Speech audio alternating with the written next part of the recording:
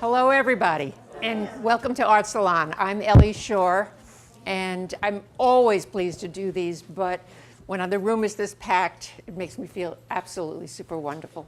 I just recently realized that this is the first night of my 5th year in doing Art Salon. And it's an amazing feeling to me. I kind of started it on an impulse. I didn't really know what I was going to be doing and what it was going to be like and how I was going to make this happen. And I've done 4 years of them, and they've been amazing. I asked some of the more prominent artists in South Florida, some of the more innovative artists in South Florida, and a huge diversity of kinds of artists who have very different ideas of what art is, and try to keep a dialogue going and build a community of people who get to know each other and get to know artists in a very personal way. And it's been a wonderful experience. Our guest tonight is Bruce Helander. I'm very, very proud that he's agreed to present here tonight.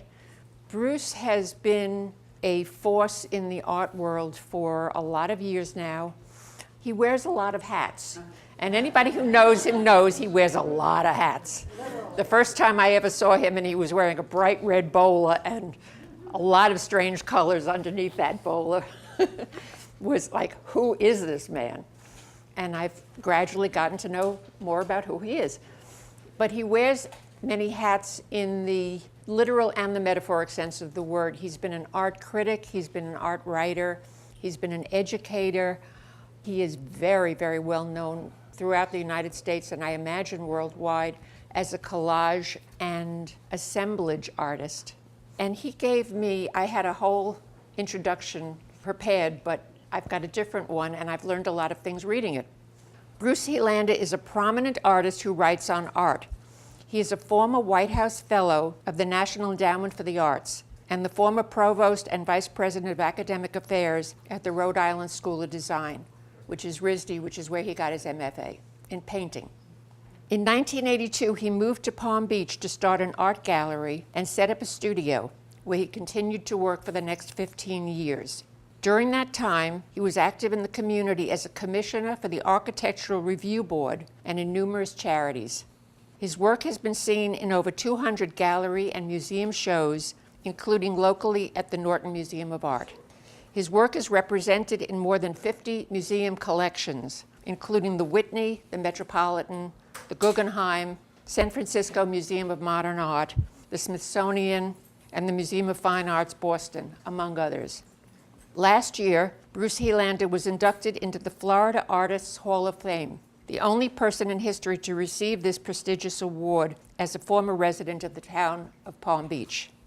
He has served on the board of directors of the Armory Arts Center and is currently on the executive board of the Center for Creative Education. In addition to writing for Bunny's, Hunt Sloanim's new book, which I look forward to seeing, and for Dale Chihuly's next book, he is the author of the award-winning book Learning to See and continues as a regular contributor of art reviews for the Huffington Post and illustrations for the New Yorker. My favorite reading material. Thank you, and welcome, Bruce. Thank you.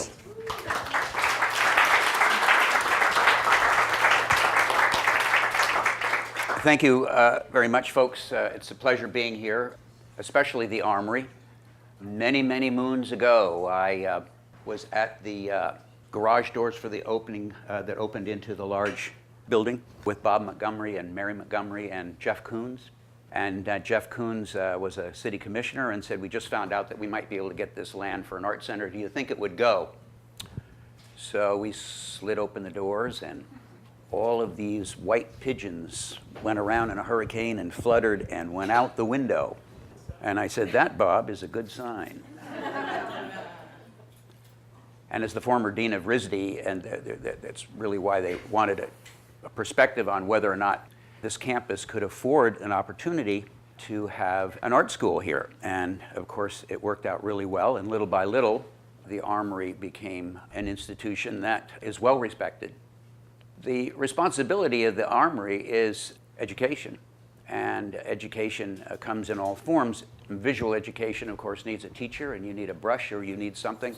You need some clay. But I have found in all my years of teaching and being an art administrator that the essence of perfecting your craft is knowing as much about it as you can.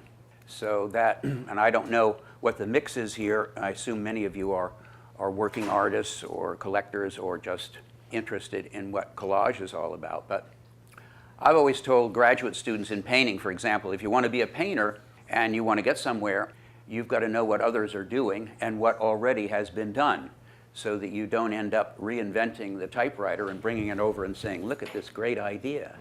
And the guy says, you know, Jeff Koons just did that, you know. So you gotta be aware of information that relates to what you're interested in. And I am very fortunate as a writer to receive a constant stream of information. In fact, I average about 1,200 emails every single morning I wake up to. On a weekend, it could be up to maybe 3,000. And heaven forbid if I take off for 4 or 5 days, because I don't really like anyone to go through them. But I do have a method of bing, bing, bing, bing, bing, bang, bang, save, trash, whatever. But because of all this information that comes to me, because I'm a writer for the Huffington Post, I write for Sculpture Magazine, Art News, Simply the Best, One Art Nation, Art Miami Magazine, as many as come my way, I'm interested in the opportunity to articulate what I see. And being a writer makes you, you know, in a position where you can be discriminating and you can articulate why. In graduate school, I'd always say to a student, I say, okay, so what is going on in this painting? What are you trying to do? What is the essence of this painting? And oftentimes an art student will say, well, you know, what you see is, you know, what you get. And I say, in other words, you don't have anything to say about the painting. You just made a picture, but you've got to be able to describe the rationale between the marks that you make and the gestures that you make. And you need to be informed. And if you don't know how to talk about your work, then go to one of the greatest art libraries in America, Rhode Island School of Design, where the guy was, and take out books and magazines that relate to what you're doing. So I never set out to be a writer. In fact, like most male artists, I'm hopelessly dyslexic. My mother said I crawled backwards.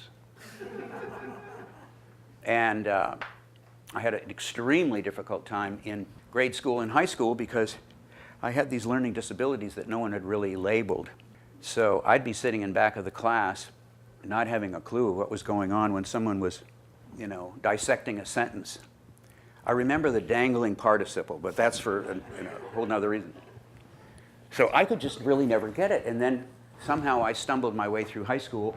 And when I got to Rhode Island School of Design, I found that most of my colleagues were dyslexic. In fact, a huge majority of artists, about 45% of female artists, are dyslexic. That's why people like Stevie Wonder and Ray Charles play a mean piano better than anyone else, because they can't see. And if you can't see, then your body conditions you into balancing out so believe me, they can hear better than we can, because they need to strengthen whatever they have to deal with. And so an artist who doesn't have a command of math and science and algebra and languages and things like that, which I could never master, tend to go toward a creative route. Because when you're in high school, you're feeling very lonely if you are sitting in the back of your classroom and you realize that you are smart, but you just don't get what's going on. And so the notion that somebody comes along like the art teacher and pats me on the shoulder and says, you know what, you've got some genuine talent there. And I'd say, hooray, I can do something. The other elective I took was typing, because I said, how could I go wrong with that? Remember the teacher said, well, you'll never be able to use typing, you know. But in fact, as a writer, I use typing all day long. In fact, I'm going back to my studio after this. I have a deadline with the Huffington Post. I interviewed Bob Coachello last week, who is the famous editor of Interview magazine, a great friend of Andy Warhol, who's showing his photographs at the Boca Raton Museum. And even though I have a very ambitious schedule, I have to check a Google Calendar every single morning to see where I've got a breath of air and what I'm doing and what are the deadlines and so on and so forth.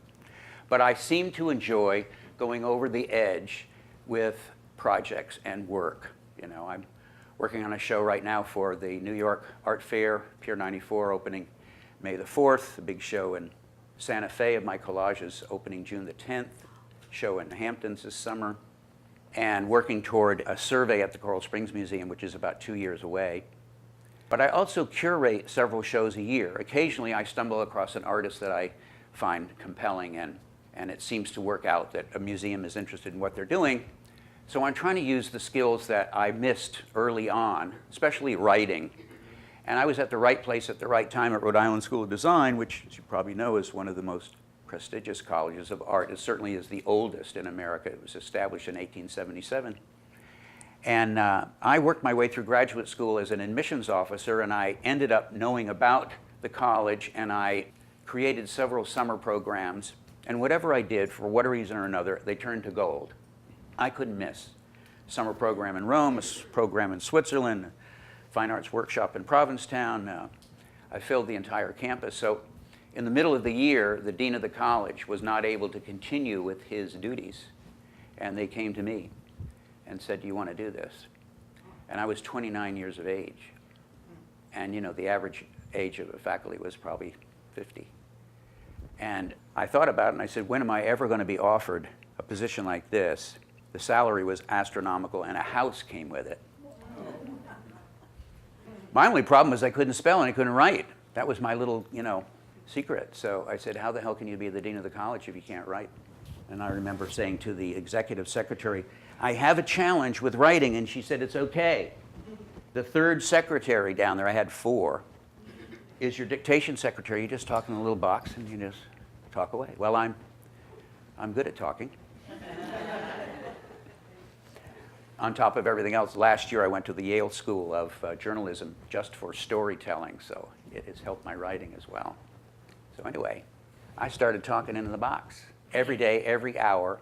I only wanted to do it for 2 years. They drafted me for another 2 more years. Actually, they said, we'll buy the house for you if you stay.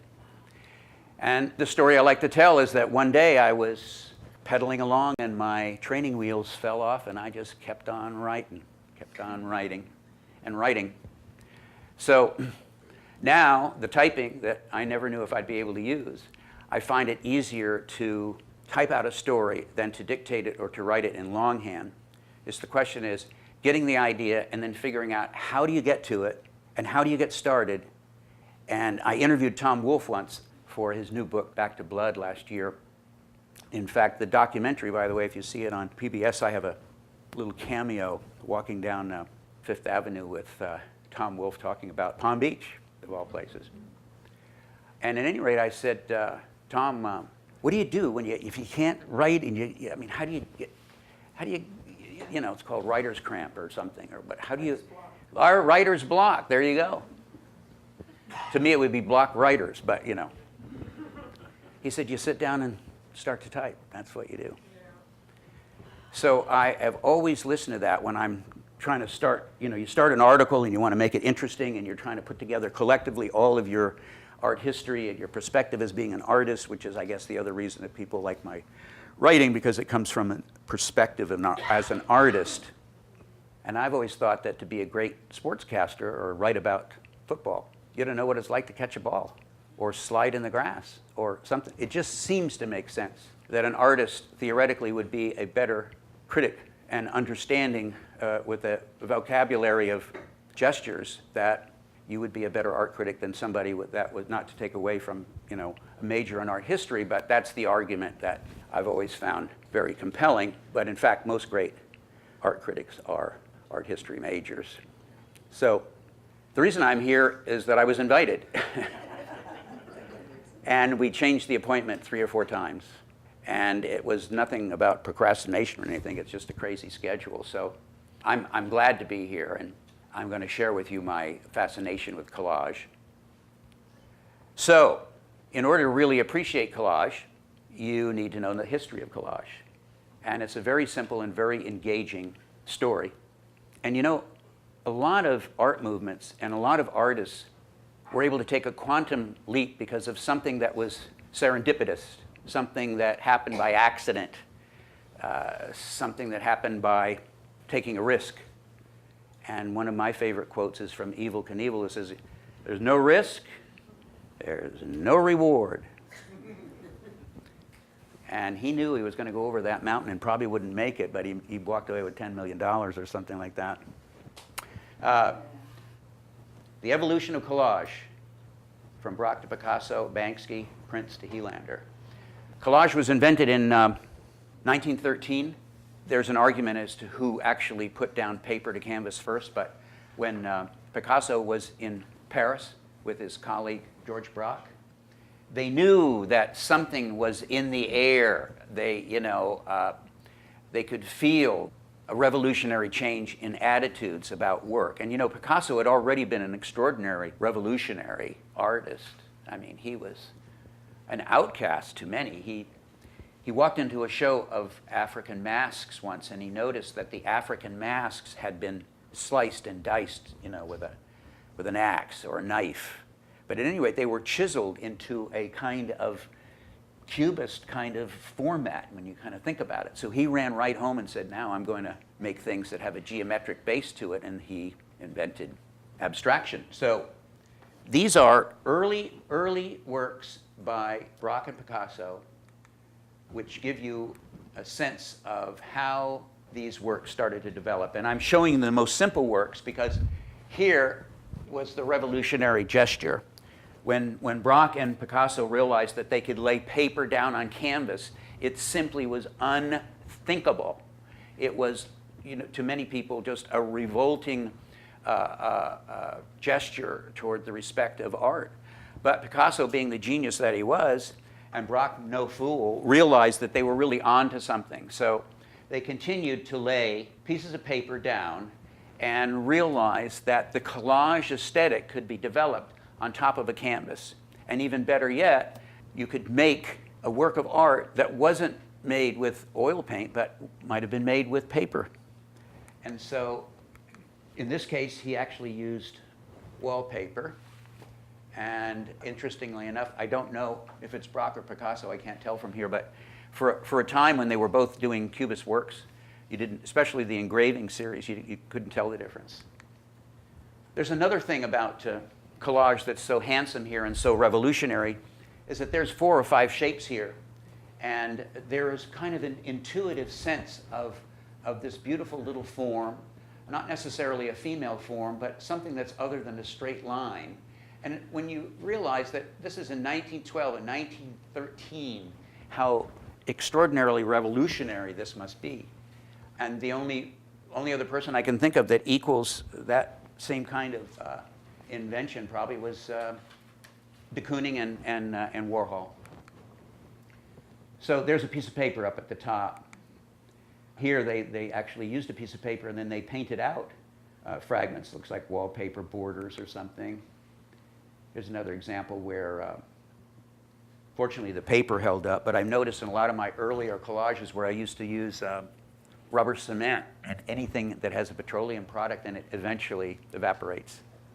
And I remember a very famous collector came to Rhode Island School of Design, came to my studio, Richard Brown Baker, extraordinary collector, and he bought one of my pictures that was in a small frame, and I went to see him about 6 years later. And he said, "You want to see your collage?" And I looked at it, and all the paper had fallen down. That's why he asked me to lunch. And he says, "Here's some glue." So before we went to lunch, this is like 1059 Park Avenue. You got to drive into this big archway, and he's got, the people bringing him up in the elevator, and it's probably a $25 million penthouse, and he's got the little Elmer's glue. And I said, "Jesus, man, I am never going to use any kind of petroleum." And I don't use any kind of petroleum products at all. I don't use oil paint either now. I like to do things fast. I don't have a lot of time. That was kind of like a philosophy of Warhol. Do it efficiently, do it fast, make sure you don't get hurt, get as many people in as you can get and get going. That's Dale Chihuly's great philosophy. He has 154 employees. He should. This is a collage where they got a little gutsy and they used caning from a chair, which to a lot of people said, "What is going on here?" I mean, now he's stuck part of a chair on this. But folks, this was the early sort of evolution toward assemblage. And after assemblage, artists were free. The chains were broken, man, because assemblage could be any damn thing you wanted to be. And in fact, Picasso used to walk the streets of Paris with his girlfriend in an empty baby carriage. Not to draw attention, but they were out to find things in the street, pieces of paper, old magazines and stuff like that. And many of I don't know if you had the great fortune to see the Picasso sculpture show at the Museum of Modern Art, once in a lifetime. And I'm trying to figure out a way to review it, even though it's over. But a lot of the work that Picasso showed, and this was the greatest sculpture show probably I've ever seen, were based on a lot of things that he found on the street. So these two great creative minds were working, trying to outdo each other, which is another great thing, especially you find in an art school, or if you find in a community in Brooklyn or Soho or Chelsea, where artists get together just like they did with the Cedar Bar, and de Kooning and Motherwell and Pollock would talk about art and back and forth and so on. It was like a whirlwind of energy and different ideas, and that's how this takes off. This is Hiblika. This is one of my favorite collage artists, is Hannah Hoch, who was a German Dadaist. I discovered her work about 15 years ago and just found it to be so extraordinary because it's so contemporary. It almost looks like a New Yorker illustration or something. But, you know, is that 1925? Not bad. Very gutsy. Here's another one, marvelous. Like it looks like this, you know, Cartier-Bresson photograph with this odd and very simple, 3 pieces of paper, which is my first serious collage was, I think, 3 pieces of paper, oddly enough, and I discovered this about 10 years later. Same work by Hannah. You know, there's even, you can see where Richard Prince would have an influence here, or Joseph Cornell. Kurt Schwitter's my favorite collage artist. This is another one by Hannah Hoch. This is an amazing picture. This was done in 1955? Well, and it's not so amazing. But it is amazing for 1955 to be able to come up with something that is abstract in nature and is filled with 3-dimensional qualities. And in fact, this actually is very likely part of a figure that, when separated, becomes even more dynamic and amplified in terms of its 3-dimensional qualities. There are not too many things that you can do in collage to make it interesting. You got the paper, and you got a scissor, and you have to cut the paper. If you don't cut the paper, then you got to rip the paper. You could sand the paper, which I do. But that's it. So in order to make a collage successful, there's other ingredients that you have to pull into the picture plane, which is by trial and error. But it's not just the way you cut a piece of paper, and it's not just the way you put it down, but it's also trying to set up a measure of 3-dimensional quality in the work that makes the collage more engaging. I like to say holds the artistic note as long as you can. What do you have to do to keep that note going? You just cut the paper. Well, you can use illusion, you can use depth of field, you can use something in the foreground, you can put something in the background, so you develop a kind of space that you don't really know until you really start to examine it. Mystery, intrigue, illusion are all the things that go into building a more interesting collage. This is my friend Tony Berlant, who's fortunate enough to be with LA Louvre, the greatest contemporary art gallery in California, certainly in LA. He spent his life going around, same way as Picasso, picking up pieces of tin, TV trays, things that were printed. And so even though this is hard to see, this collage is made out of tin, not out of paper. And he nails down the collages with little brads rather than glue, developing a new, completely new sense of collage. Here's another piece. These are collages by Richard Prince on cars. Richard Prince, one of the most controversial artists of our time, but also, like many controversial artists, a genius. In fact, when you go back to art history and you think about just the early pop art movements with Roy Lichtenstein and Warhol and Wesselman, they were so controversial that I did come across, I collect Life magazines and Look magazines when I can at flea markets, and I came across this article on Roy Lichtenstein in Life magazine, and it said, "Is this not the worst artist America has ever produced?" The first show of Warhol's soup cans, which you'll read about if you go to the Huffington Post by next Monday, he decided that he would take everyday things and make works of art out of them. And so he did this Campbell's soup, all 32 varieties, and he sent them to LA, and it was highly revolutionary, but the gallery across the street from the Campbell's soup thing put a real Campbell's soup in the window with a little note saying, "Come on over here and buy the real thing."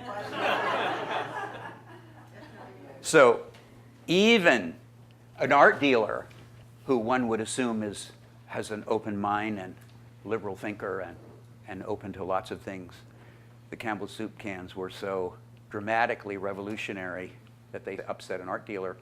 Sign of a genius, folks.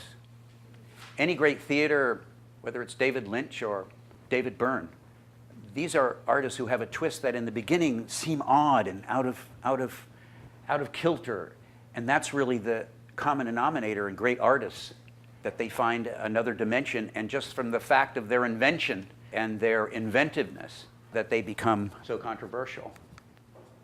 Richard Prince, here's a collage outside of Jackson Pollock's house where he just literally has taken pictures of Jackson Pollock and kind of put them together. Not my favorite. But I did go all the way out to that barn, and if you get out to Sag Harbor, and I gave this lecture the other night where it was an artist studio in Miami, and the guy had painted, and there's paint drips all over the floor. And about 15 years after Jackson Pollock died, they were pulling up linoleum from his old studio, and they looked, and that was all of this drips for all of these years. They said, "Oh my God." So they carefully pulled up the rest of the linoleum, and on the Jackson Pollock tour, you can go in and you can put these little slippers on, get them on like this, and you're kind of, walking on Jackson Pollock's pictures. You're kind of looking down and seeing the drips. And he was drunk most of the time, but you got your little slippers on, and you're walking on Jackson Pollock drips. Now, for most of us, it might not make anything, but made my day. Richard Prince does a lot of work that I have had the pleasure of exploring, as well as certainly the female figure, and a great influence by de Kooning is my favorite artist that ever walked on this side of the Atlantic. De Kooning can do no wrong.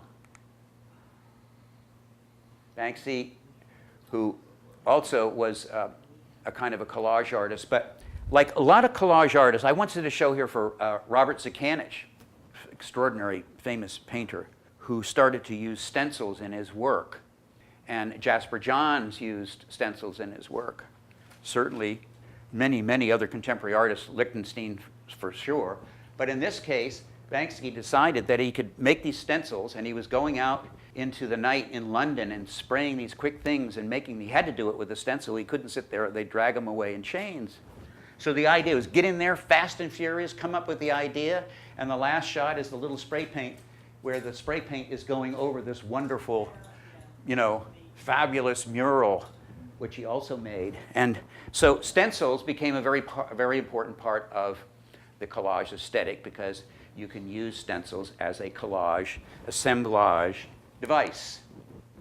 This one was last year, and it was supposed to be a political statement of the colorful bird looking back at the dull pigeons, and the pigeons saying migrants not welcome, because they were the majority, and they're saying that to the parakeet. And it was a great political statement, and people took it the wrong way and painted over it.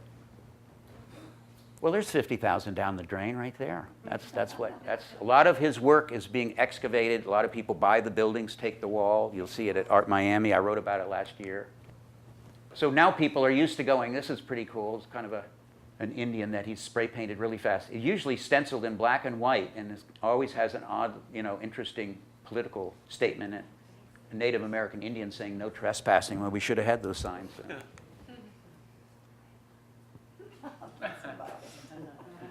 So these works are collage-oriented. That's why I'm showing it to you. When I told you this is my first collage, I did it in 1969. It was 3 pieces of paper. And I was trying to find, I found this ad for this empty room and decided to see if I could hold that note longer. So I decided to take these 3 pieces of paper and I cut these circles out. It was a long-legged, high-heeled, good-looking girl on an aircraft carrier that was walking by. In fact, the sailors were whistling back here. And I thought it would be interesting if I could somehow make your eye enclose on this triangle. And then at the same time, lay these down so that you'd find this little shadow here, which made these really look like they were laying back. And voila, the magic of collage, and that kept me going. I said, man, if I can actually make an illusion and enjoy, paper coming together, who knows, At the time, I actually stamped my name. I had a stamp because I was afraid to screw up the picture with a signature, which artists sometimes do. This is a very early work. This is made from wallpaper sample borders and a circus poster. That yellow and red shape is actually a carnival car or something. This is the head of some girl who's in the 2 carnival cars going up in the air or something or other, but I called it Curtain Call. So I continued to collect paper, and for about 3 years I went to a flea market pretty much every Sunday looking for raw material, and oftentimes with Dale Chihuly, who was looking for green glass and objects. And if you're an artist and you like flea markets, you just go with 2 empty bags, and closest thing to heaven I maybe. Yeah, so anytime I can find, I used to go to Paris and just look for old magazines, and this is the last remnants of these wonderful things, and in fact it incorporates my favorite, I guess it's a plant lady offering a cup of coffee to somebody in Paris, but this is a work in 1986 called Sepia Stance. For about 15 years I labeled all of my work with 2 words with the same first letter as a kind of additional kind of edge to figure out, like a crossword puzzle, what should I call this? And should I limit myself with 2 words and the same words with the same first letter, which made it more interesting because I'd sit down and you'd really have to kind of do this crossword puzzle in your head. What the hell is that? So sepia stance, well, it's a sepia color, and it's a lady obviously standing there. And if you turn it upside down, the figure becomes another figure. And Jim Rosenquist was in my studio when I did a big show for him and Rauschenberg, and liked it enough to acquire it. So I was thrilled with this. This is a work owned by Tom Wolfe called Bubble Balloon. This is a work, this is in the estate of Robert Rauschenberg. Analytical advice. I have not a clue where that came from, but I knew that he actually, one of the things that he liked about it is that he spent a lot of time in Oklahoma, and I knew it liked this black composition. At the time, I was using a library stamp, and this says June 11th, whatever, so it'd be like, in the back of a library book, they stamped it, and so that's what I used. And I'd make it the day that I'd change the little thing, and if that was the date. And I did that for a long time. I even went to Paris looking for Paris dates that I could stamp on there. You're more sensitive as a collage artist because everything you put on the paper counts. Everything counts. So even the date, I'd say I don't like the writing. So I stamped it with a library card.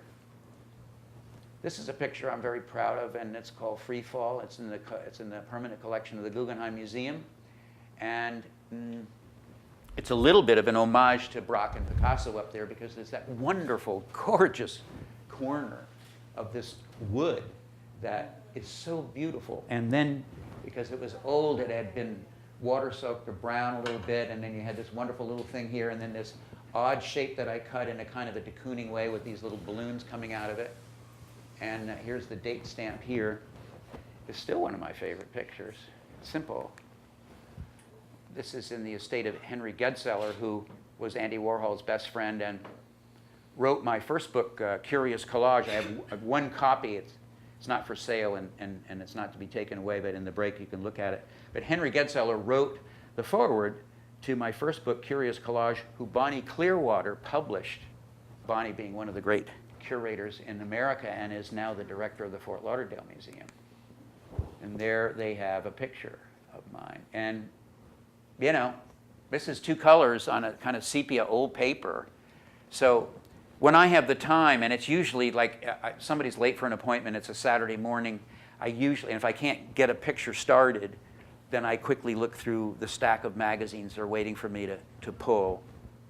From Monday to Sunday, I'm not idle. Well, maybe I read the New York Times every morning. There's my idle. I spend an hour and a half reading the New York Times and the Huffington Post.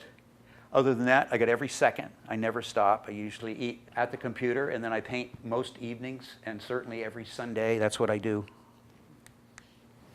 That's in the Albright Knox collection, and that's another real simple picture, which they liked a great deal. I was fortunate. I mean, I'm in 60 museums, and one of the ways I think I wiggled in there was that all museums have a works on paper collection, and collage was underrepresented. So when the museums were calling me, as opposed to me calling them, I knew that the tides had turned a little bit. This is a work owned by Dale Chihuly, and he liked it because there was a map of Block Island in there, which he used to frequent. This is another work that's in the Guggenheim Museum. I was at the Pasadena flea market. It's always, you know, when you're a flea market crazy man, and you know, like remembering your first love, whose name you never forget, even if you are dyslexic. And I was at the Pasadena flea market, and I saw this wonderful book that was called Bruno of Hollywood Shows You How to Photograph Nudes. And so it was a book that he had put together. Yes? That's such a fantastic image. It's a scary image. Oh, it's magnificent. What size are these? It's a very intimate work, because for the longest time I felt the great thing about collage is it was a viewer to surface exercise. So if you're looking at the picture like this, you're looking at every little detail. I always laugh when someone says, "Do you know that little drip there is on your painting?" I said, "Excuse me?" I know every single drop, spot, scratch, or whatever, every single thing, but especially on a smaller collage, you've got to be concerned about every single scrap. So when I glue these down, after I have placed them, I put on a kind of a magic tape that easily comes up, so I put the composition together. But in this case, I don't know what it was. I was cutting up this paper trying to figure out where I was going to go with this, because I knew. And also it was black lithography, so it had a beautiful, soft, you know, I mean, it was just delirious, with this figure naked in the background. But this was in 1920, so you couldn't do naked figures in the background. So Bruno of Hollywood would be setting up like this, and with the light and whatever, and you know, take the picture, because you couldn't really show anything going on. So I was turning it around, and somehow I saw this as a chin, and then I turned this, here's her elbow, this lady, I turned her up, and it came up into like a horn. I went, God, that's odd. It's actually devilish, that's what that is. And then I went around and found another kind of odd horn coming out of there, which, if you look up, that's the lady's chin up above that. And I may be part of a breast or something like that. And all of a sudden, I had two horns and a head. And then I put this kind of a rope thing here, which was really kind of a devilish smirk. I mean, there's a smirking devil. And so it's called the Devil's Dream, because he's dreaming about naked ladies, and he's made out of naked ladies. But you can't really tell that they're naked. It's one of my favorite pictures, and I never would have given this up if it wasn't for the Guggenheim, of course. But Bruno of Hollywood, including this wonderful Rauschenbergian, I mean, anything with polka dots, you know, as Lichtenstein or whatever. So you find these collage ingredients, but the success in making a picture is a picture that has compositional elements that continue to flow. Works need to have a kind of rhythmic flow, a pulsating rhythmic circumstance that makes you enjoy the composition. And now I remember, right down here, there's a little hand as a joke that was part of the devil's little goatee. These are later works. I'm still crazy about these dots, and especially because Roy Lichtenstein has influenced me. But he was consumed by, like Warhol, comics. But one of the things that Lichtenstein discovered was that when you take the, early comics were not in color. They were in black and white. And you could make gray. There was no way to make gray because gray would be a spot. But then engravers realized that if they would make a Ben-Day dot, which is what they called this, you could have areas of gray because it would look gray, but in fact, it was black on white. And so I often use that as an aesthetic circumstance. So these are collages that are studies for large-scale paintings. All my life, I wanted, because I have a master's degree in painting, that's what I wanted to do. But collage is an intimate circumstance of, as I said, usually the paper's small, so you can't do this huge billboard thing because, you know, it loses its intimacy. So here is a typical what I call maquette. Michelangelo called them cartoons. Cartoons were, in Michelangelo's day, what you would make before you would do a large-scale painting. So I take, in this case, I found this gorgeous Popeye book that was about 1925, and I've used it for 15 years. And in this case, I've taken Popeye characters and twisted them around in a way to make the larger scale painting. This is Two Faces Have I, and that comes from this. Then I transfer it onto a collage. And the actual painting, which I showed at Architecture last year in Palm Beach, this is about 7 feet tall. Notice that the cut outline is from the face, and then there is another reflection of the Popeye character. Of course, once I get this on canvas, then I'm really painting and I'm articulating the head and the nose and giving a little depth and adding a little drips and so on. But of course, you know, this guy doesn't know where he's going because he's obviously near an electric chair. Not just any electric chair, I hope to say, folks.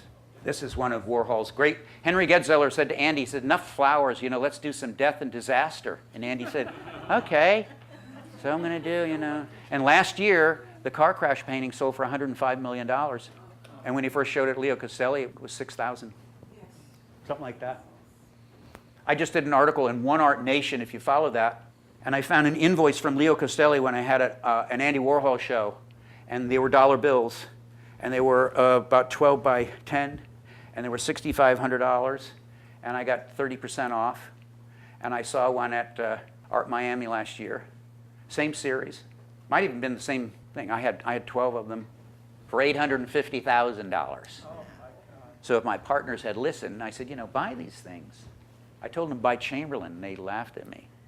I had to take the window off of Worth Avenue to get these Chamberlain pieces. And he said, why did you go to this work? I said, this is the greatest abstract expressionist American sculptor that ever lived. And no one would look at me. And I'd say, buy these. They're $40,000.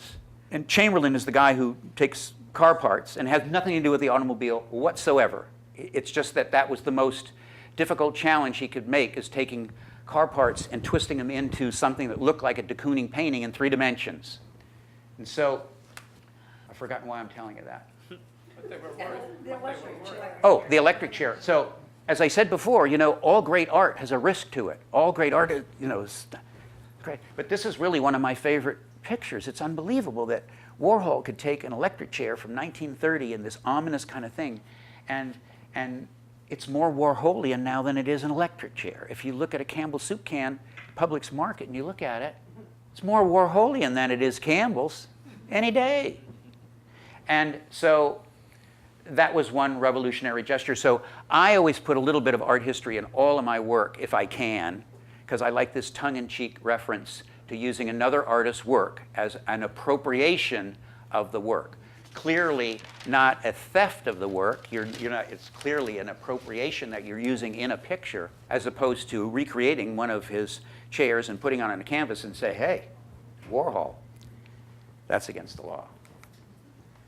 This is Freudian nap, and this came from a picture. A friend of mine, Michael Price, who's quite a prominent photographer here, found this in Bulgaria or something, and it was like and I kept going to his house and I kept drooling over this picture, and I say, Michael, I don't know if I can come back here for dinner because I covet this painting so much. I said, this is the worst painting I have ever seen in my life. I said, are you kidding me?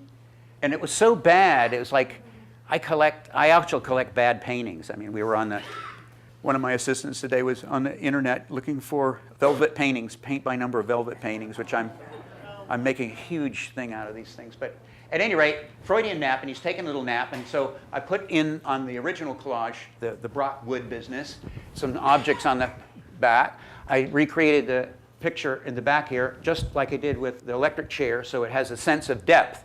Because holding the aesthetic note longer, you need to create illusion and depth. You need to create this that looks like it comes back, that there's actual space. And up on the kind of fake bookshelf, it's Goody's label books, because you know Freudian and women were hand in hand, and he had his own revolutionary views. And then there's another thing called Print Teps, which was a book of kind of a Sears catalog for ladies' underwear, brasiers, and things, and slips, and this and that. And so the inside joke on that is it's Freudian slip.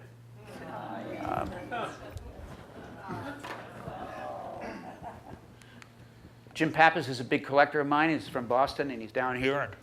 This is a picture that I collect. I love girly calendars from the 1930s where there was still some innocence left. And you know, this was a girl sort of, and she had her pet dog with her or something or other. But immediately when I saw this, I zeroed in on this flowing blue material. I said, oh man, it's like this wonderful kind of smoky, twirling thing. I said, I can't wait to get my hands on it. So normally when I find something, I know I'm going to do a great picture. I can feel it because I've got the best piece of paper ever. I have it copied about 8 or 9 times. I say make it half the size, twice the size, exactly the size, you know, because color copying now is a quality where you can actually use it. But when I was at Rhode Island School of Design, I couldn't use color copies because it wasn't really the quality. So I've copied this probably 1, 2, 3, 4, 5, 6, 7 times and arranged it so that you had this wonderful floating kind of thing with some dancers in the foreground. And that is very typical of what I do. This was similar to the concept of Devil's Dream, where you're twisting something around that you can read. A lot of things in my collages are subliminal. That is, there's something in there that if you look long enough, and most of my collectors say, you know, the other day we were looking and, is there really a, and I said, yeah, there really is. So this started with a, because I go to flea markets so often, this was a construction tool calendar. I don't know why plumbers get off on this or whatever it is that they're doing, but this was a picture of a girl in these plastic shoes, and she was holding like some kind of big drill, you know, like, and you go, obvious feminist gesture or something. So it was so ludicrous, so I cut this off across here and then carried up another figure, also from these old magazines, and called it High Heel Hoper. This is a work, I'm a fan of my own titles. Usually my titles from my reviews, because you have to find the right words and you have to make sense. My favorite title in my best-selling book called Learning to See is on the de Kooning show at L&M Arts called Dutch Boyd Paints. And so sending out an SOS has a connotation with the hit song, but also these are fragments of paper from a 1930s ad in Life magazine on camping. This was a camping scene with cartoons that I cut out, and somewhere in here you'll see SOS, if this is much bigger, SOS pad right there. And it was a cartoon on, you know, if you're going to go camping and you really want, you know, a successful camping trip, you need SOS. So it was an ad for guys with a fishing pole, but don't forget SOS pads. So that's why it's called Sending Out an SOS. This is a picture called Post Triangle, which has a little metaphorical connection to postmodernism because it is, in fact, a triangle. And it's really quite, probably 8 feet square, maybe 7 feet square. And it was originally a collage like that, which I blow up and I put on canvas. I literally printed on canvas. So at that state, when you put it on the canvas, it really is a print, and it's no more than that. To make it a painting, you've got to really, you know, roll up your sleeves and paint this thing so it no longer looks like a collage, but has a collage spirit to it. And this is called Post Triangle because the cartoons in here were 2 children that were fighting over a Post cereal box.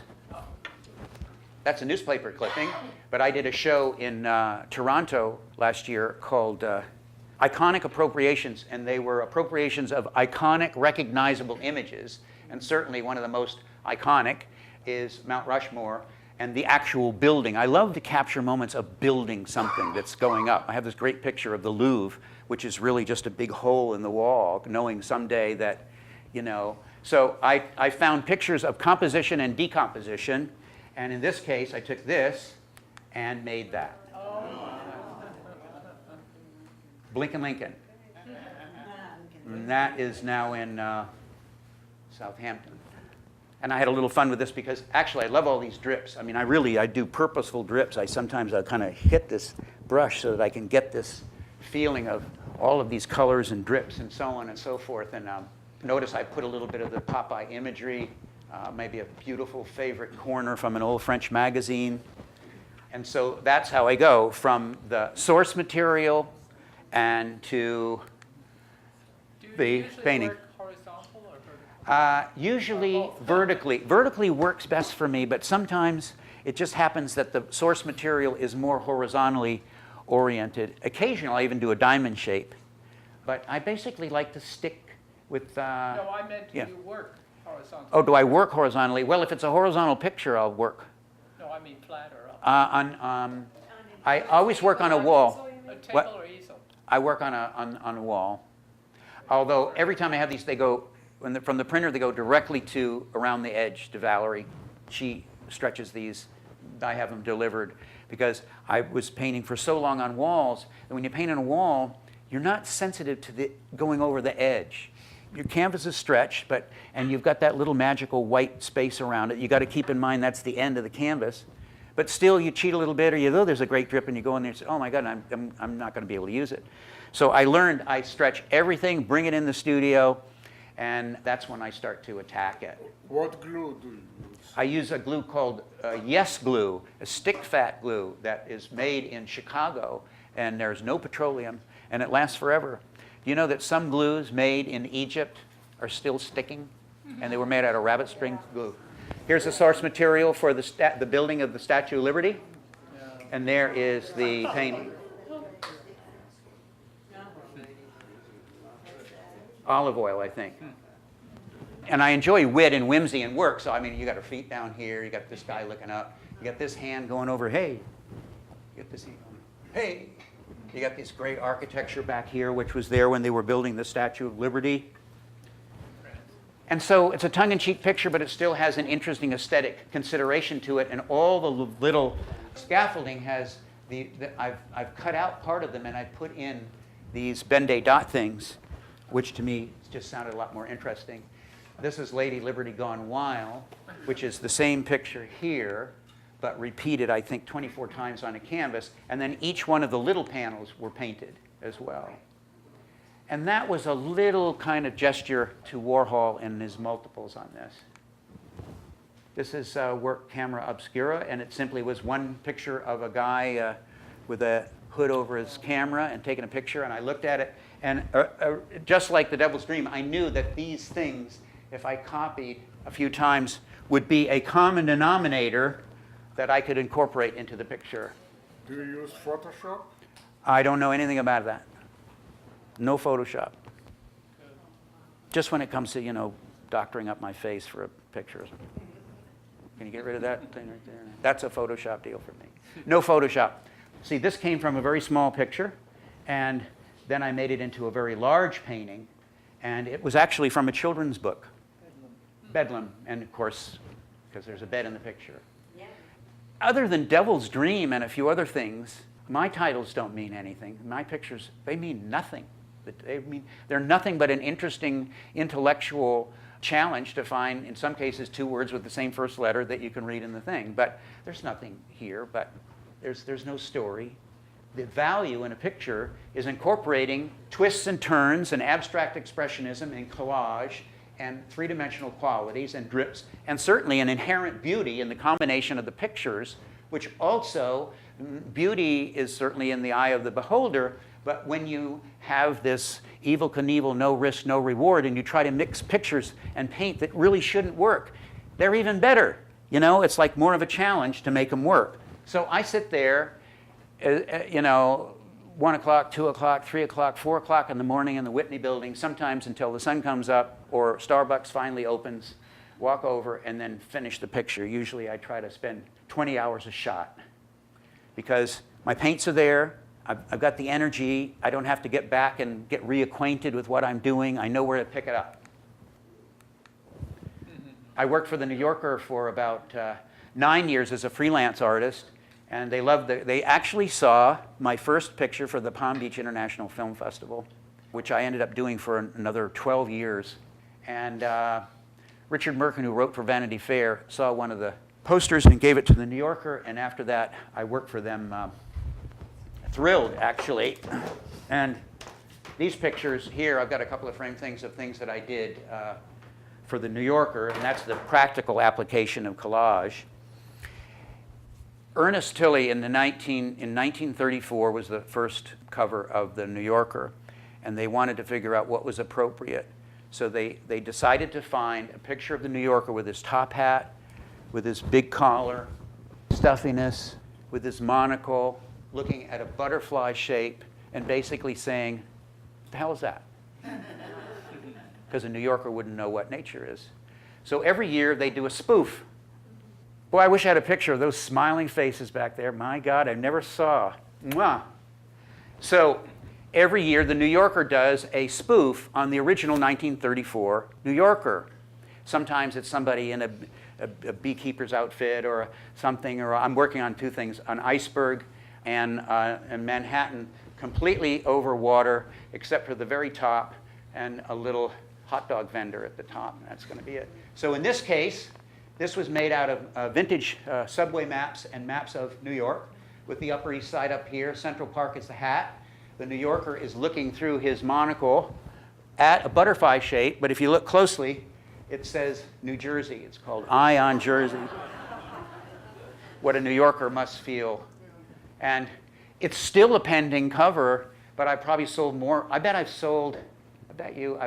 done 5 different editions, right up to like 6 feet tall. The ones that are 6 feet are only like 10 in the edition, but I did smaller works, and for some reason everybody seems to love these pictures. It's a nice, because it's recognizable, I guess. Here is I'm curious about outsider art. I'm curious about naive art.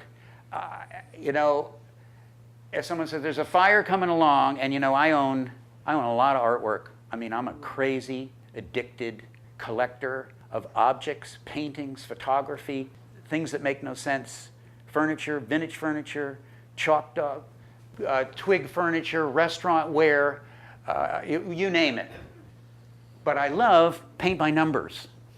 I love it because it's just bizarre that you can actually make a picture out of saying, oh, 7, there's number 7, that's purple. So there's a kind of a left-footed aesthetic that I enjoy. So if somebody says, Bruce, you've got to grab what you can because the fire's coming, it actually would be my collection of naive, what I call left-footed painters. And I love the fact that it's completely anonymous. But anyway, Nicole Miller sent me this, the designer. I was fortunate I did her ties and boxer shorts and silk shirts for about 7 or 8 years. She sent me this, and the other picture was the wife of the Chinese philosopher there. And I think it must have been out of 3 or 4 glasses of wine one night, and I kept looking at this on my porch, and I'm going, God, that hat looks like a flying saucer, And the next day I had it copied, and I made it into that collage called Chinese Saucers. And this was the collage that, see, there's the hat, and there's the collage. So this collage, which I showed in Sherman Projects in Toronto, and I don't know if I have the painting, but the painting is very big. And actually, I had a show at Nicole Henry, was it this year? Ron, was it this year? Yeah. This year I had this big show, and so I was able to show the collages next to the paintings. And I'm thrilled when I can find something. And see, this entire thing would be ruined if I had cut off the eye or the eyebrow, because the idea is you look at these flying saucers, and then you look again and you say, the Chinaman under there, what are you talking about? And so then I just simply copied the other flying saucers so that you'd have a sense, again, of holding the note longer. There's a depth of field. There's a foreground with the cat, who's scared as hell. That came from a flea market. And originally when this cat, and this is a picture of the cat, because I used the cat in the real picture, but as you'd walk by the cat, maybe it was a Halloween thing, the cat's tail would go up and he'd make a noise or something like that. There's the painting. Chinese saucers with black cat. And then I had this sort of goofy force field, because if the Chinese saucers were coming over, maybe they were going to grab something. And the cat thinks it's him. This was a painting that was about this big, and I found it in a Paris flea market, and I was so intrigued, and I looked it up, and this guy was a friend of Picasso. His name's Igor, and he was a Russian painter. And so I took the painting of this girl on the beach and then added these two. I have a huge collection of cutout things. Usually the dog is the cutout dog lifting his leg, and it says, "Not here," as a warning. So I was going through, I usually, if it looks safe enough, I go through trailer parks and usually try to find something, you know, if you're going to find something goofy, it's going to be in a trailer park.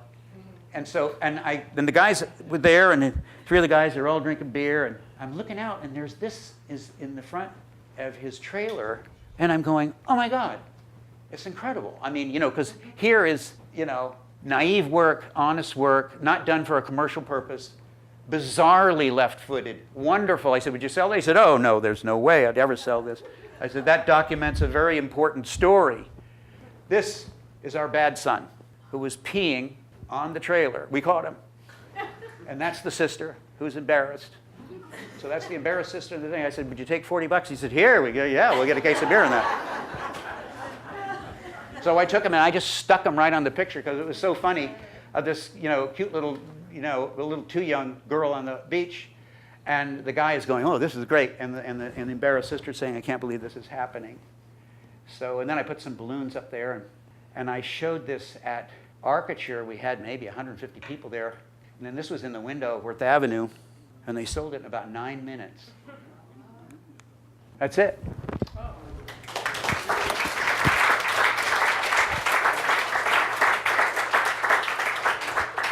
Okay, folks, are we having fun yet or not? I mean, are we learning anything at all? Yes. Are we enjoying the delay? Yes. Is it? Yep. So, I never really know exactly where I'm going with these things because it's all kind of a conscious flowing of, I mean, I could talk to you all night long here, but I want to give time for questions, and we've got about 20 minutes left, I guess, for 8:30. And if I go much later than that, I'm going to be in trouble, but with my editor. Not with you guys, but. So essentially, the idea of collage is that you are painting with paper, basically. You're drawing with paper. And, I'm very fortunate. I have a very strong academic background. As I said, I was very lucky to get into Rhode Island School of Design, but I was there for 6 years, including my graduate degree work. And I had an undergraduate degree in illustration and a master's degree in painting, where I had to study all kinds of disciplines, and was fortunate to study color with Joseph Alber's assistant, Silwell Silman, who came from Yale, from New Haven to Providence for 2 days and whatever. So all of those things, like, and if you're an illustration major to get a degree, you got to know how to draw. In the drawing class, they would maybe bring in a cat, and you'd draw the cat, and the cat would move around, and you'd keep drawing the cat, and you'd draw the cat, and you'd draw the cat, and you keep going until they took the cat away, and then you had to draw the cat. And the same thing with, I remember, Rhode Island School of Design has got the greatest nature lab next to Harvard in America. All specimens, little eggs and chickens and this and shells and leaves and all, just, because since 1877 they were using this traditional thing. Then at the turn of the century, people started to think that, you didn't really need the realism as much. But Rhode Island School of Design, like Harvard and a lot of Ivy League schools, knew the importance of cataloging all of these things so that artists could come in and do these drawings. And you couldn't take them out of the nature lab, but it was just great. So One day, Edna Lawrence, who had been there for about 50 years, brought in a rooster. And you had to be it was like 20 in a class, and you're drawing the rooster for the week. And the rooster's walking around, so you're like, and so the requirement was that you had to draw fast and get the gesture and whatever, and then sooner or later you knew that she was going to take the rooster out of there, and then you'd have to draw the rooster. So on the last day of the 2 weeks, I got the bright idea to Mr. Funnyman to come out of the dining hall and brought a hard-boiled egg in my jacket. And then before we started, I went over and put it down on that. And Mrs. Lawrence, this darling, lovely lady, said, okay, now this is the last day, and we're going to paint the rooster. She said, oh my God. She said, I do declare, I've been doing this for 45 years, and that's she said, that's a rooster. So anyway, the point of the story is that some people think that maybe it's not necessary to have a drawing background or a design background to be a collage artist. But to be a good collage artist, it's essential. Because you're not just cutting out papers and just sort of dropping them down like that. And the thing that keeps me stimulated, I could be just a painter, not a collagist, it's just the magic of being able to create something from nothing, from the printed page, which I've always loved and I've always been fascinated with it. And I think part of the fascination was that I came from the Midwest, where I grew up in the center of Kansas. I'd never even heard of a museum before. Actually, I never heard of a Democrat either. They're doing themselves in there, those Kansans, I'll tell you. Then I moved to Minnesota and was sorry that I wasn't back in Kansas because it was very cold there. And I went to a little consolidated school, and my brother and sister, the bus I think would come at like 6:45 or something or other. And when it's that cold, it often was 30 below, 40 below. Sometimes it's so cold that you could hear the trees snap because it was that cold. So you'd be at the front door, and sound travels so well when it's that cold. So you'd learn to get ready, and you'd hear the bus going from first gear, boom, then second gear, ba-boom, and then to third, you run to the mailbox. So when the bus came up, they opened the door and you got in. Sit down. What town was that? Racine, Minnesota. And on top of everything else, the bus was heated and everything, but everybody smelled like manure. I'm not shitting you. I'm telling you. No. So the idea with me is I became fascinated with collage, and there was a certain practicality because I worked my way through graduate school, so I had all kinds of odd jobs, and I found, including being in a rock and roll band, where we practiced with Martin Mull, and we knew David Byrne pretty well, and Tina Weymouth, who were the Talking Heads, and because there were lots of people in art school are musicians as well. That's what they like. In fact, when I was an admissions officer, I went back and looked at David Byrne's application in secret. And I got his goofy little picture in high school going, and his essay says, well, I'm not really sure, and I'm torn, but I'm torn between being an artist and making music, and my mother says I should just go to art school, and so when I go to art school, I'll try to make art and music at the same thing, and he did! He founded the Talking Heads, probably one of the most inventive bands ever, because he was an artist making music, which is not really that unusual when you think about it. John Lennon was a painter. Many, Mellencamp, Bob Dylan, Martin Mull, amazing people. But that was a kind of a crossover, and a lot of musicians that I know are frustrated painters or vice versa. So again, the point is that when you're making any kind of composition, and this is either you're a maker or you're someone who enjoys looking at pictures. Doesn't matter, as long as you sort of have the sensibility and the basic chemistry of what makes a good picture. The best judge on what makes a great picture is you, because we all have the same pair of eyes, and we're all looking at exactly the same thing. Others who have been looking more and more frequently with a critical eye start to notice more than other people. If I take Route 1 from here to Miami, I can tell you every sign, every neo sign, every car I saw, every funny sign. I see it all. I shouldn't be driving. And usually I don't. And I know pretty much every crack in every sidewalk downtown because I probably photographed them all. So it's basically, as someone who appreciates art, not just collage, or who making pictures, that you realize that you're trying to deal with something that you're trying to make. You're remaking something, a printed page that really basically all it did during that time was to print in a lithographic way colors on a printed page, and they're stagnant, and most of them have been recycled or put away or whatever, so you're lucky to find vintage paper. I like vintage paper because it has an extra dimension to it, has an extra sweetness to it. It's not just paper, you know, it's paper that has a built-in patina, a kind of an age to it. In some cases, I don't even like to cut it up because it's so handsome. So I especially like vintage wallpaper. I'm always looking for, best in the world is a vintage wallpaper sample book.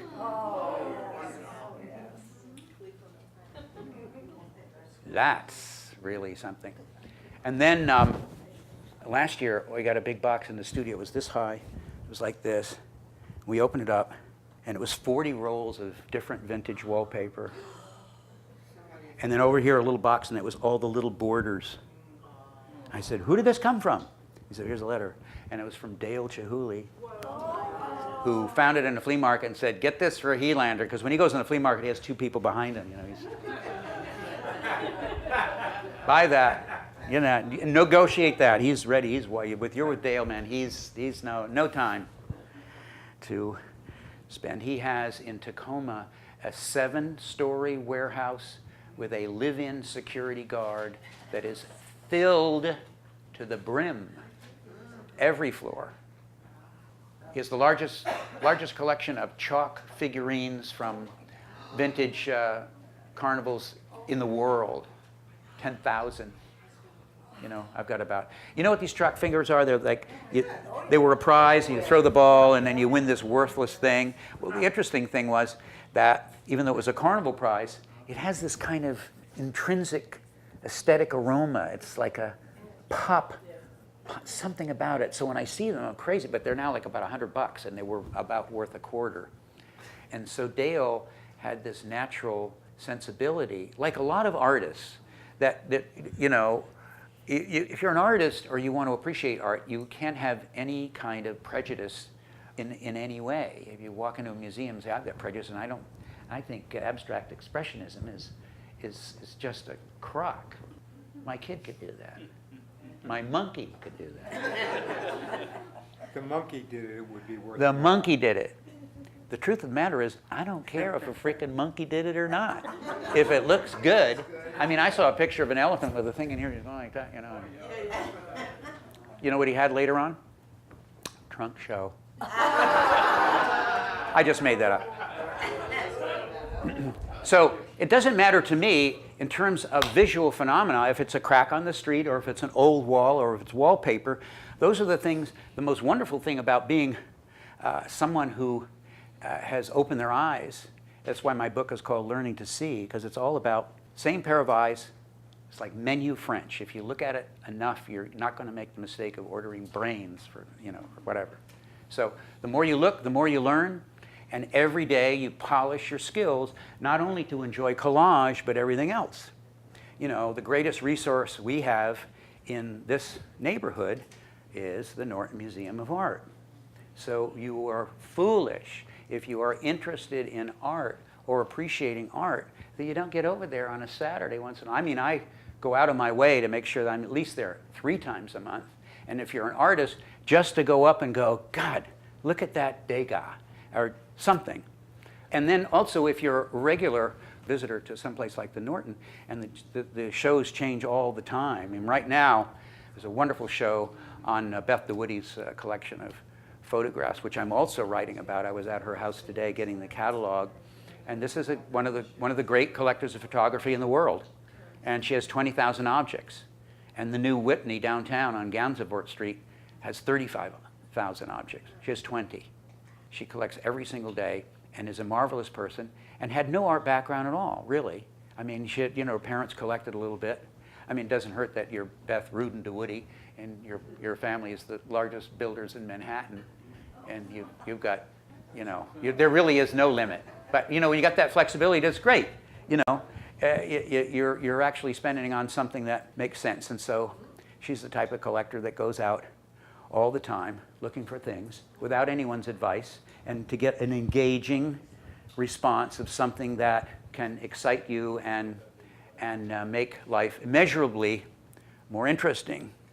So the advice that I want to give you is that, again, whether you're a collector or a maker, that the more you look and the more you examine things, the more you will appreciate them. And the sharper your vision will be.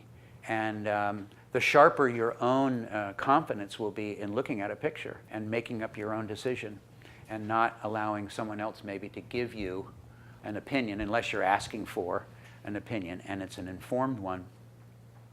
So that really is the notion of collage, and that's really the statement that I like to get across, is that if indeed you have an interest in this form of expression, you may want to look into it. And there are pieces of collage works in the Norton, usually on display. The Norton owns 26 of my pictures, and they gave me a one-man show maybe 10 or 11 years ago.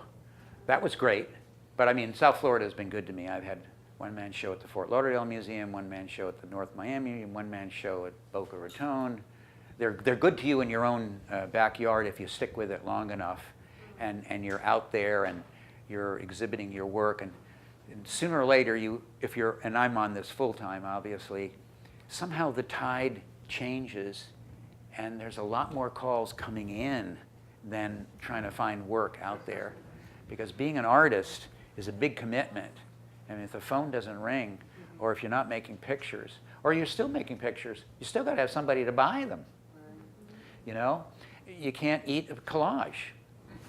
I have. I've had weeks where I had to, put some mustard on a collage and eat it. How did you come to South Not really Florida? true. How did you come to South Florida? I mean, what brought you here? Well, that's very interesting because I never had been to Florida. My college roommate's father was an art collector, and I had just left Rhode Island School of Design, and I was afraid I'd get a gold watch and be in the same place. And so I was looking for something different. And college roommate said, my father's moving to a place called Atlantis. I said, oh, isn't that underwater?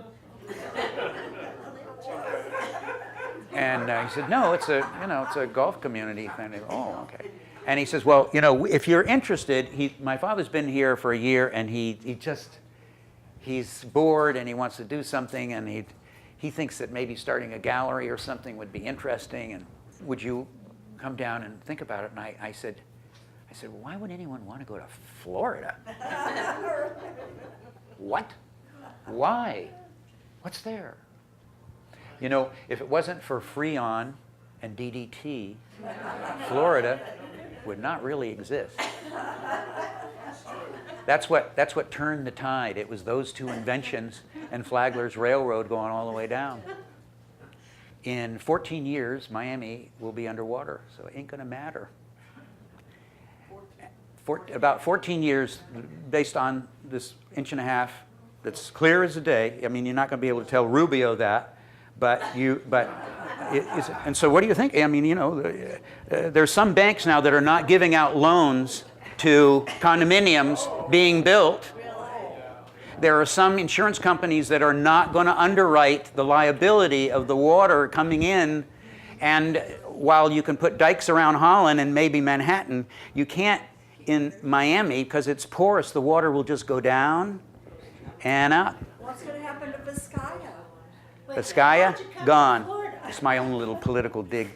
So I said, I'll come down to Florida. And he said, we're going to go to a place called Worth Avenue, which I also had never heard of.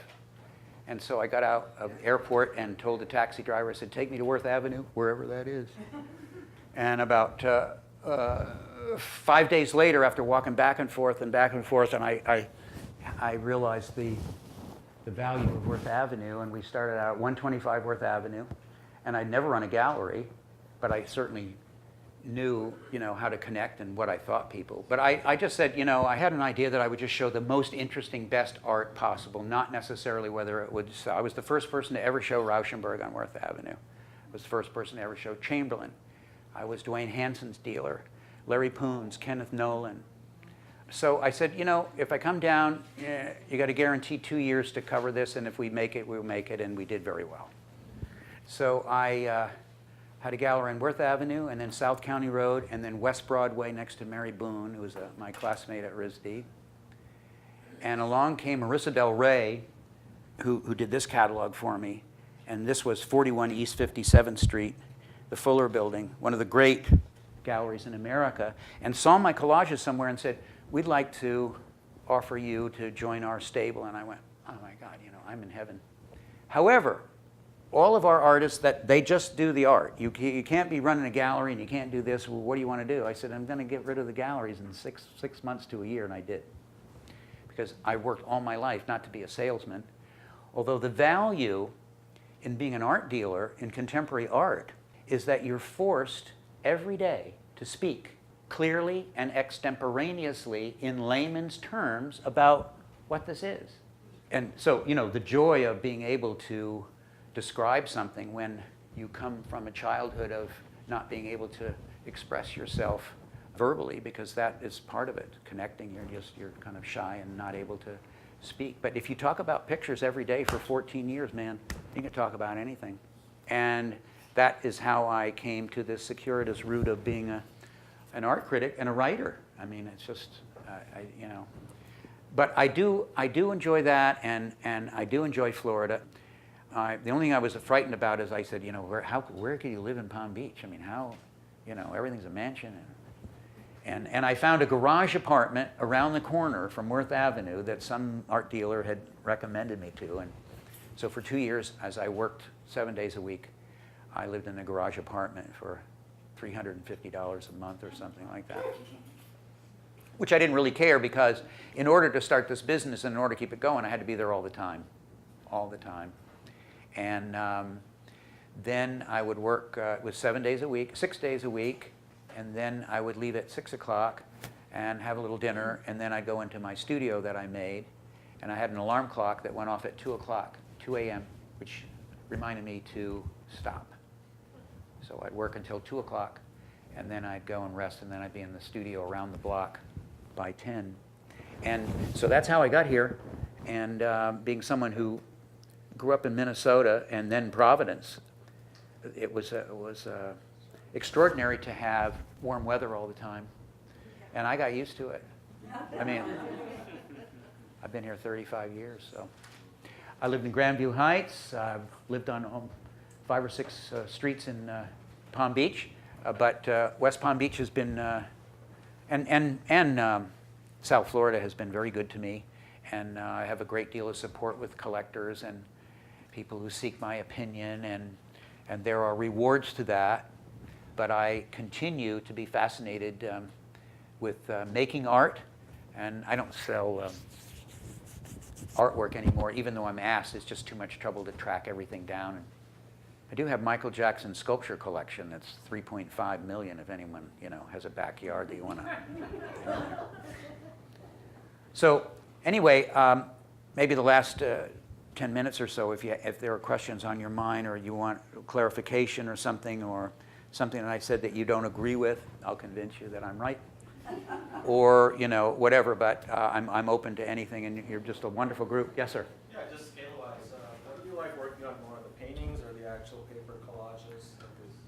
Well, there's 2 degrees of excitement, and for me, so it's a long process. It's first because I am not interested in making my own paint, and I can't make my own paper. I've got to go out there and forage about. I go to a secondhand store. Every dealer knows me when I walk in the door. Oh, hi, Brazil. We got some old magazines here. We got this and that. And then once in a while I'll say, boy, there's a nice salt and pepper shaker. and I get the paper and the salt and pepper shakers. I have 800 pairs. I have 2,200 men's handkerchiefs from the 1930s. Where do you keep it all? Men's handkerchiefs.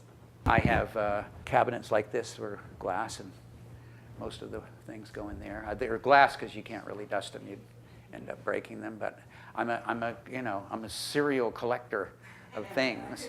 So, answer your question. The joy of all this is in the foraging about. Great experience as an explorer. And then the next one is the discovery. You go, oh my God, look at that. Oftentimes I buy things in a box, I don't have time to look at it. Or if I find, nice gal that says, well, here, these handkerchiefs were my mother's and they're all pressed, and I'm just looking like this, and I'm going, oh my God, these are all great. Because all I'm interested in is the edge, because I fold it and put it in my pocket. I actually sewed my wife's wedding dress out of 160 handkerchiefs. Oh my goodness. She was from Colombia. She came to visit her sister, and our eyes met, and I was smitten by this gorgeous Colombian creature. She didn't speak English, I didn't speak Spanish, and I married her 3 months later. Oh my gosh. And all my friends, I learned, were betting that this was never going to work. 20 years. And so it takes, I had been through this a couple of times and realized it just, marry for love or somebody that you really want to get home and just look at and go, oh my God. So I said, Claudita, in America, the tradition here is the man makes the wedding dress. That's what She said, I don't think so, gringo. So I had her get on a coffee table, and every day I would take out my handkerchief collections, the white ones, of course, because I never knew what to do with the white ones. I mean, who wants a white handkerchief? But they'd be in the box that I would buy. So I hemmed them around a body stocking in a kind of a diamond shape, and at the end of about a month of her standing up on this, it was like wearing a coat of armor. She would go up like this, and because all these pins started, like 70 pounds of pins like this. So then I sewed them all together, which was another form of collage. So get up in the morning, off to foraging about, secondhand stores, then make the discovery, then bring it all back, then spread it all out, and look through the magazines, and you go, oh my God, there's a great ad, there's a great one, there's a great paper, this and that, put it over here, trash what you don't have. Then when I have a Saturdays when I get flowing, because I have no calls, no interruptions, nobody knows there's no sign on my studio, there's no way to even know, except for those passing by the Whitney building that I'm in there somewhere, with the largest studio, Palm Beach County probably. But I am thrilled to put all my goodies out there and then start putting them together, and without any kind of preconceived notion, unless I'm doing something for the New Yorker, I know it's got to be the Brooklyn Botanical Garden Kabuki Festival, and I've got to have all those elements, and if it's not there, they're going to reject it. But I've done certainly a lot of commercial work, which I enjoyed, and posters and things.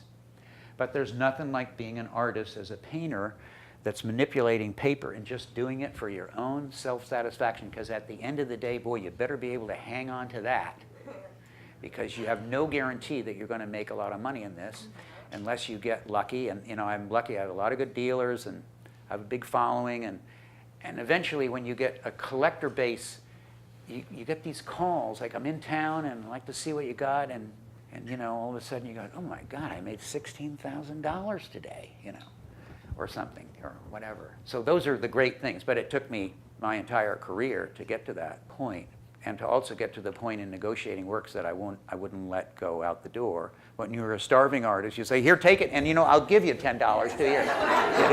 And if you just come back sometime, And now especially after 14 years of negotiating with people on expensive works of art, I kind of put my heels in the ground. So for me, in my career now, I just take on shows that I want to do. I don't take shows that are going to cause me a lot of trouble or complicated. I had a great offer to show in Moscow this year, and it was very, very complicated, and I don't like Putin right now. So. Good. Good for you. I mean, you know, he thinks Donald Trump is quite a guy, so. So I'm not going into Mar-a-Lago either. So, so I think that really the journey of an artist, best of all worlds, is a full-time commitment. Getting up in the morning and doing your work. It's a very honorable profession to be and give of yourself as an art teacher. You know, I got other things to do tonight, but I enjoy sharing with other people a certain kind of vision and a certain kind of thing that is kind of a moral obligation to an artist who's kind of gotten somewhere and a measure of reputation, and not to be able to share it with other people because it's enjoyable is something I don't really respect. And so that's why I'm here to offer a certain perspective and give you a good time. Thank you. Thank you.